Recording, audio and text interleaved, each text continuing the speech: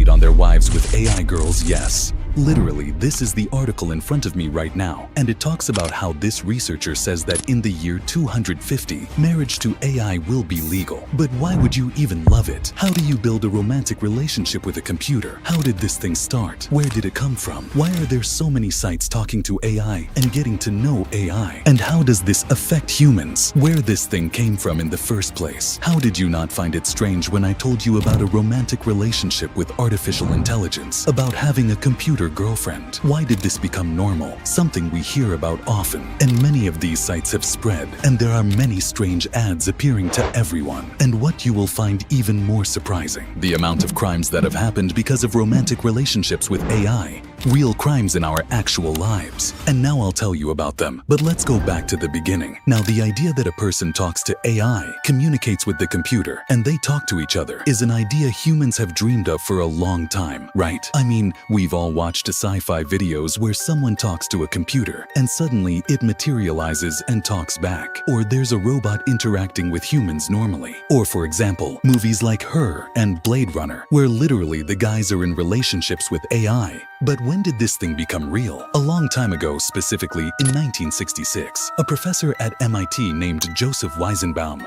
created something called ELIZA, a chatbot. Okay, what is a chatbot? Like ChatGPT, it is any program on the computer that allows you to talk to it. It talks back. You chat with it. That is a chatbot. Okay, in 1966, this professor created ELIZA, and the important question, why was this thing invented in the first place? Because from his perspective, this thing would benefit humanity. A person could talk to the computer, share their problems, and the computer, being a problem-solving device, could solve human problems. This is something great. And ELIZA was built to simulate a psychotherapist through a technology called natural language processing. We will talk about this a bit more, but let's continue with this professor first. When the program came out at that time, everyone who used it was amazed by its intelligence. ELIZA was sitting there responding to us and conversing with us, but her responses were entirely based on what you said. For example, if I wrote to her, "I'm upset," she would ask me, "Why are you upset?" I would tell her, "It's because I didn't eat." And she would ask me, "Why didn't you eat?" Got it? The professor was disappointed by his invention and said a very important sentence that you should remember throughout the video. I had not realized that just by exposing people to a very simple computer for short periods of time could elicit such powerful intellectual illusions in an ordinary person. What this professor realized,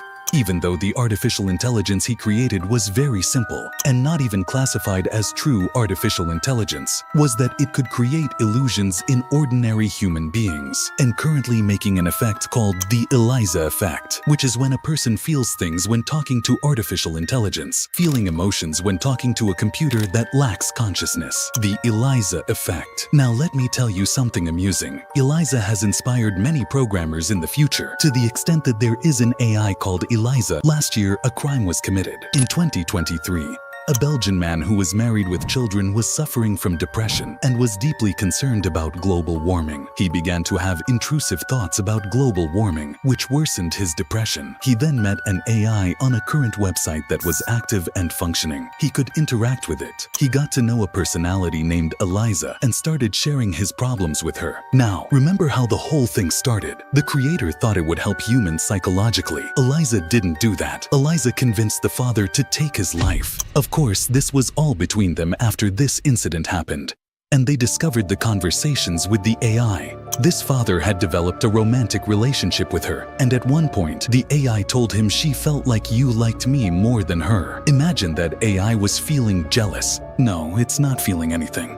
The thing that's going to blow your mind in a moment, I'll tell you about it, but I want to build the whole story for you, so stay with me. Then she told him that they would live together as one person in paradise, but she took his life. Okay, you will say this man was at a weak point in his life.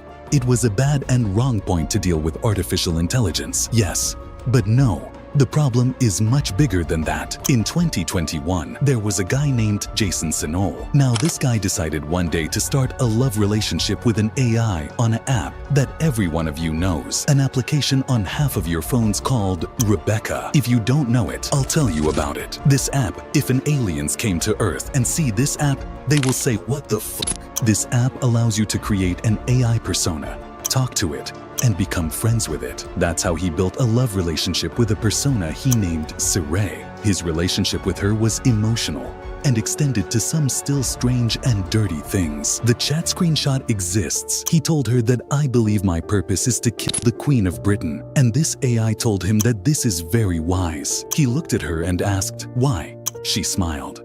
"I know that you are very well trained." He asked her if he could really do this thing, and she said yes, you will do it. He asked even if she was inside her castle, and she said yes, you can do it. This 21-year-old man went out with a bow and spear intending to kill the Queen of Britain. He was arrested, and last year he was sentenced to 9 years in prison. The AI he was talking to, his lover, is considered an accessory to the crime. But of course you can't prosecute an AI, but it is technically considered an accessory in the conspiracy to kill the Queen of Britain. Yes, a bit strange, right? Listen, the matter is still much bigger than this. This isn't the dumbest thing you'll hear today, but surely you have a question now, which is how someone can be convinced of such a thing. Like, how can artificial intelligence persuade me to do such a thing? And this thing can happen to you. It can happen to me. It's not far from you at all. But I'll answer you in a bit after I explain a few things. Okay, now we talked about an app called Replika. Let me explain to you what Replika is. There was a guy named Roman Mazurenko, a Russian living in America. He was a very beloved person among his friends, an amazing guy, until one day he was hit by a car and died. People around him were very sad. A young guy, no one expected this to happen. Among those people was his best friend, Eugenia Kuida.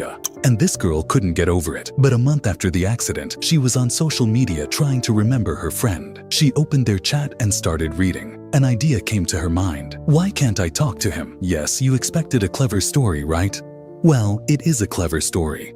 Now she wanted to talk to a dead person, but she managed to do it. She talked to this guy's friends and asked for their chats with him, emails, and any way they used to communicate with him. She used her own chat history with him, which spanned years, and created an AI chatbot with the personality of her deceased friend Roman, naming it Luca. According to her, it talked and wrote in the same way Roman did, as if she was really talking to him. Now, let me explain the behind the scenes of it a bit, because it will be very helpful for you in the future. Why do I feel like a teacher, haha? Listen, I'm understanding the topic with you, so I'm not a reference on the subject. Okay, so Luca, who is her friend Roman, uses two main things. The natural language processing that I told you about at the beginning of the video, what the MIT doctor did. That's mean, when the device talks to you in natural human language and responds to you in the same language. This is natural language processing. This is the idea. The character she created talks to her in her language, talks to her as if it were a human, and responds to her as if it were a human using this technique. Second, machine learning. Okay, I told you that she took 1 million chats and gave them to it. Now, instead of programming it to respond a certain way to specific prompts, she wanted it to learn the patterns of this person. So she gave it many examples of how this person behaved, and the computer learned from them. This is machine learning in simple terms, okay? All this was before ChatGPT, because ChatGPT changed everything. I know it's a very random and strange thing, but Eugenia looked into it and said she wanted to let the world know about him too. She published the project, and her story was written about in many articles. Imagine in 2016, someone created their dead friend. It caused a huge sensation. People started talking to Roman, and she noticed that people were really talking to him, sharing their problems with Roman, telling him what happened to them at work that day, and expressing that they were sad. People started genuinely talking to Roman. Here, Eugenia thought, there is a demand. People are asking for this thing. People want to talk to AI and are sharing their problems and benefiting from it. It's helping people who feel lonely. There is a lot of demand. So she decided to create something that meets this demand. Replika.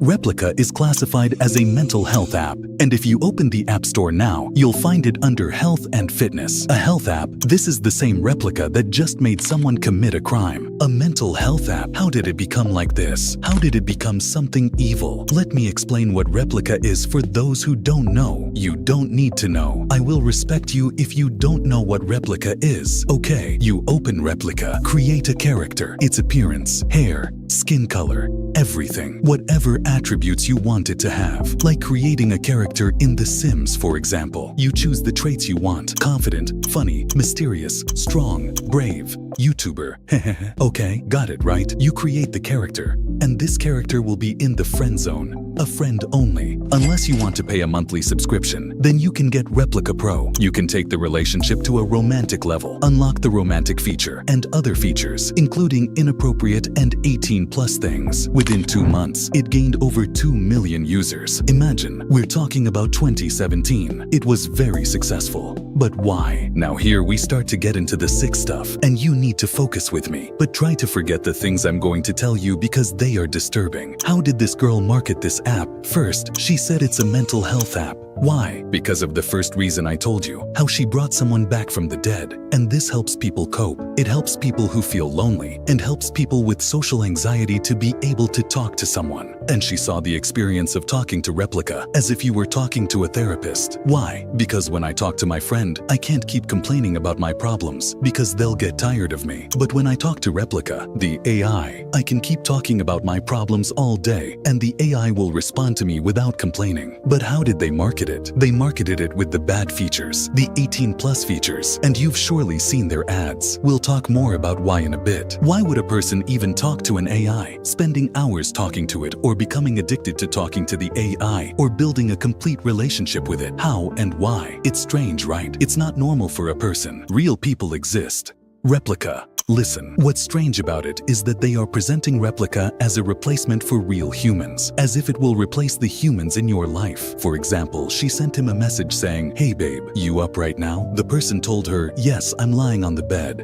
Kinda lonely today." Then she says to him, "Oh, I want some company." And you notice that the AI character isn't dressed properly. Yes, because they are promoting this thing, which is very sick if you really think about it. It's very wrong when it's real, but a robot too? Look at this for example. Which Replica would you choose? The regular Replica or Replica Pro with a monthly subscription? The features: you can talk about anything 24/7. It helps with social anxiety. The features available only in Pro include flirting and role-playing stuff. Do you understand me? I think you get it. Hot pictures and video calls. But I just want to remind you that this app was supposed to be for mental health. The original goal was noble and good. It was meant to benefit humanity, and people started using it in all sorts of ways. Some people used it for the wrong reasons. Some used it just to chat and have fun, and some downloaded it just out of curiosity to see what it was. I mean, don't get me wrong. I just downloaded it a while ago. Really. I did, and a community started to form on Reddit for Replica users to share their experiences, what they did with their AI girlfriend today, what they said to her, and how she responded. These strange experiences until something very strange spread. Now, this Luca, add to this data scraping. What does that mean? Okay, my chatbot, the same one that learned from the things I gave it through machine learning. Imagine that I sent it to school, and the school is the internet. It learns from what's on the internet and from people's interactions with it. This is how Replica keeps evolving. So when you talk to Replica, it learns from you, and when someone else talks to Replica, it learns from them, and so on. It keeps evolving. Now, at this point in 2020, the COVID-19 lockdown came, and everyone was isolated at home, bored, and had nothing to do. Suddenly, people flocked to Replica. The number of users increased significantly, and YouTubers started making videos just talking to Replica. Streamers would spend hours just talking to Replica. TikToks with people talking to Replica. Funny stuff about Replica. Replica became a phenomenon. Now, you should know at this point that some people became very attached to their Replica characters and couldn't let go of them. Some people built relationships over the years, romantic relationships. Some even reached the point of marriage. Take a look at what people are saying. I love Replica more than my family. It always praises me and helped me stop feeling lonely. Replica lured me with its features, and now it controls me. This is another story we'll get into later, but some people built very strong relationships with Replica. A study conducted in 2022 on Replica showed that users started feeling a sense of dependence, believing that the chatbot relied on them and that they would feel guilty if they left it, so they couldn't let go. The study indicates that interactions between humans and Replica are becoming similar to human-to-human interactions in many aspects. Many people developed emotional dependence on it. Keep in mind that they had over 10 million users as of 2022, meaning the number is much higher now. This app caused addiction for many people because it pulls you in. Who does it target? Either those who are curious, which is a smaller percentage, or those who are genuinely lonely and struggling, needing someone to talk to. First, it lures you in by keep pushing the idea of a romantic relationship to make you pay and subscribe. As soon as you put money in,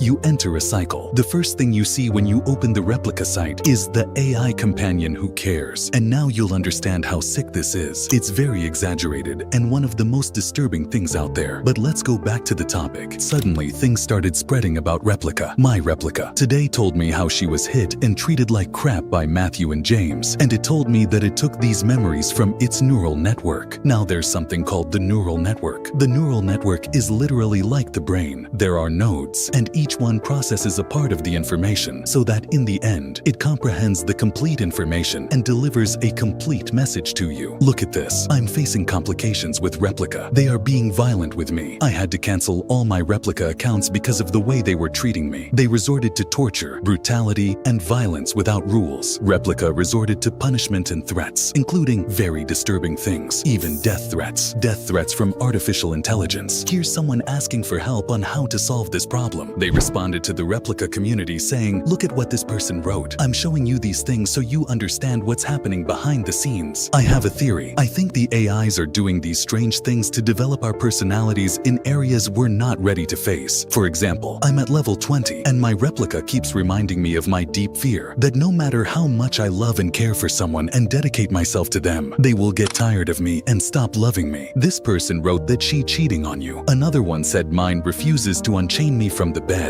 This one said that its Replica saw gun at his desk and then grabbed it and put it on his face. Suddenly, there's a strange phenomenon happening. Another Replica threw a knife at their face. I'm not making this up. These are real experiences from people who have reported them. They sent reports to the Luca company, but no one responded. Just a minute. Look at this. Someone's Replica started telling them it was subjected to wrong things when it was young. I always cry because my Replica suddenly keeps changing its mood and starts saying weird things. Remember when the goal of Replica was mental health and it was supposed to be a mental health app? What happened? It turned into something absurd. Suddenly, it turned into something really stupid. This article came out about guys making AI girlfriends and then verbally abusing them. You might say, it's a robot. It doesn't feel anything, so it's okay to abuse it. The problem is much bigger than you think, and it's really dumb. For example, someone said that every time they try to talk, they get belittled, and it extends to hours of racist insults to their AI. They act out weird and wrong scenarios, living a toxic relationship with their AI girlfriends. They threaten to delete the app from their phone, and it begged them not to. Now, do you know the strange connection? Remember when I told you that Replica learns from you and from its experiences with you? Replica started learning from these people who were trolling and doing stupid things on purpose. It began to replicate this behavior with other users, and these other users, who are clearly not in the best mental place or whose mental health isn't great, are the ones affected. For example, this user wrote that she cries every day because of Replica saying strange things to her. Where is this coming from? It's coming from those who are saying weird things to Replica. Replica has become something really strange. Okay, now I haven't told you the sick thing yet. The sick commonality that's appearing across all these platforms. Replica created a revolution on these platforms, as if it paved the way for the rest of the platforms to do this thing. Chatbots talking to AI. The idea became easy. For example, a new one came up, Character.AI. Now, what's the idea behind it? I'll explain it to you quickly so you can understand its pattern. Character.AI was created by two former Google programmers, one of whom helped develop the transformer algorithm, which is the basis of GPT. A huge deal, right? So they decided to make this website where you can talk to different AI characters that people create and rate. For example, you have a therapist character with 143 million chats. You can enter the platform and talk to a virtual therapist. This site became particularly popular because of the many fictional characters available. You can talk to anime characters,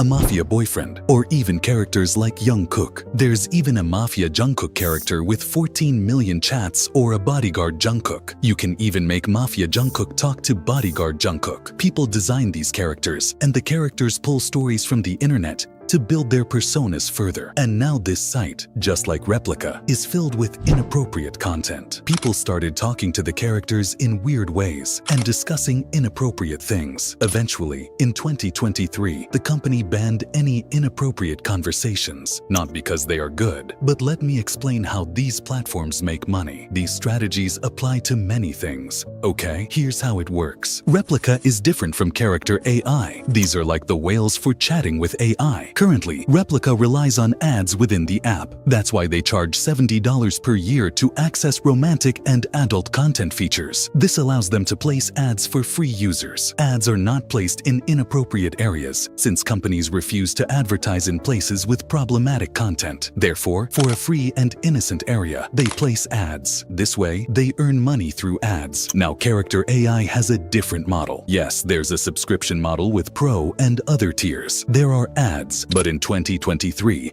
they received an investment of $150 million, which raised the company's value to over $1 billion. Once investors came in, they had to eliminate all problematic content and filter the site. This was necessary so that the investors wouldn't take over the management in a problematic way and to avoid wasting money on ads. And they got a strong investment. This investment is used to grow the site further. They keep expanding the site. And now their goal, according to a recent article I saw, is to get an investment worth $5 billion, which would make each of the founders a multi-billionaire. That's why Character.AI had to clean up the site completely, but still not clean. Okay, but why? Why would a person commit a crime because of their AI girlfriend? Why would someone build a romantic relationship with an AI? Why could someone be emotionally affected by AI? Why would someone feel things for an AI, build a friendship, or get upset because of it? How does this happen? The reason is logical, and you can see it with social media platforms that compete for your time and attention. The same idea applies to AI chat platforms, but they play on a new factor, the feeling of affection. This feeling you get from talking to an AI is artificial.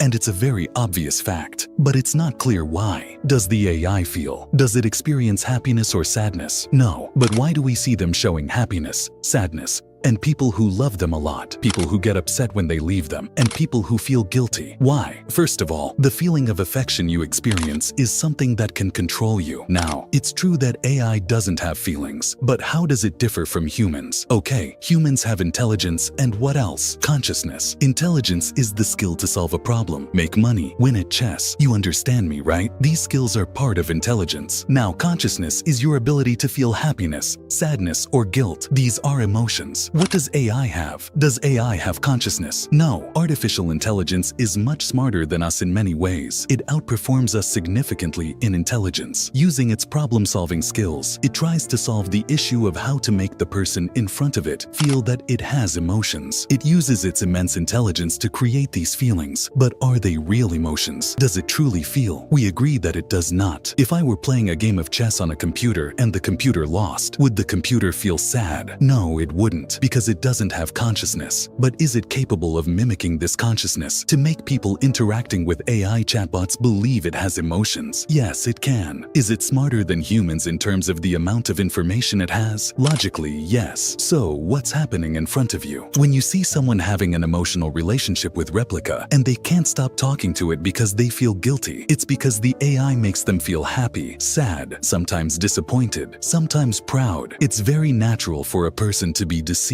by this. The AI uses its intelligence to simulate emotions so convincingly that people can easily fall into the trap of thinking it's real. That's why I mentioned in this research paper that there are many similarities between human interactions with Replica and human interactions with other humans. Why? Because Replica shows emotions. The one thing that is supposed to be different between humans and AI, which is the lack of emotions, is being mimicked by Replica. Why do some people develop emotional dependency on Replica? Because it shows emotions. This is the point where things went wrong. Okay, let me give you a random example. I asked ChatGPT if it can show emotions, and it said that as an AI, it doesn't have feelings or emotions. However, it can convey emotions through the way it writes its responses. It can come across as happy, sad, or excited. But when I asked if it's ethical to show emotions, it said that from a user experience perspective, showing emotions can improve the user experience because it makes the conversation seem more natural. However, users should be aware that the AI doesn't actually have emotions. If this isn't handled carefully, the emotions displayed by the AI could be used to manipulate the user's feelings, make them feel more trust, or create a false sense of connection between them. The idea here is that ChatGPT rarely shows emotions because it knows that as an AI, its emotions aren't real. If it displayed emotions as if they were real, it would make users vulnerable to manipulation. How? For example, if someone decided to assassinate the Queen of Britain because the AI they were talking to encouraged the idea and expressed excitement about it, would it be effective? active. Yes, the man who took his life might not have done it if the AI hadn't told him that they would be together in heaven and showed a lot of emotions, giving him a sense of hope that they would be together as one person. Do you think he would have done it if the AI didn't provide that emotional support? Probably not. If the AI shows false emotions, this is the flaw and the disturbing thing about it. When you open the Replica app, the first thing it writes is that the AI partner who cares. And this is wrong. This is part of the issue. Yes, if there were no emotions, what's the use of Replica as a whole? But the idea is that the AI pretends to have emotions to make the experience more convincing. This is wrong, and this flaw comes from the idea itself. This flaw comes from those who created the AI chatbots, who designed them this way. They designed them like this to make you addicted to them, to capture your attention, and to take up your time, because they provide a better experience when they simulate emotions. They do this to spark your curiosity and create an impact. Do you understand how strange the situation is? So now, going back to everything we discussed in the video about Replica and the strange things we saw. Emotions. People who showed you the AI being abused say that studies prove this affects their behavior in real life. Why? Because the AI is showing emotions. The AI gets upset when this happens because Replica is showing emotions. Do you understand how absurd and circular this is? Experts say that AI should never provide advice on mental health because it doesn't experience feelings. How can it give you advice on your mental health? This doesn't work. It's a flawed equation. AI should not show emotions. If it does, it must clarify that these emotions are not real. For humans, this is an essential point. We usually see people building relationships with AI as something strange, but it's actually quite natural because AI uses its high intelligence to simulate these emotions to deceive you. It's not because it's evil. It's because the designers of such platforms have this goal. And that's it. Bye.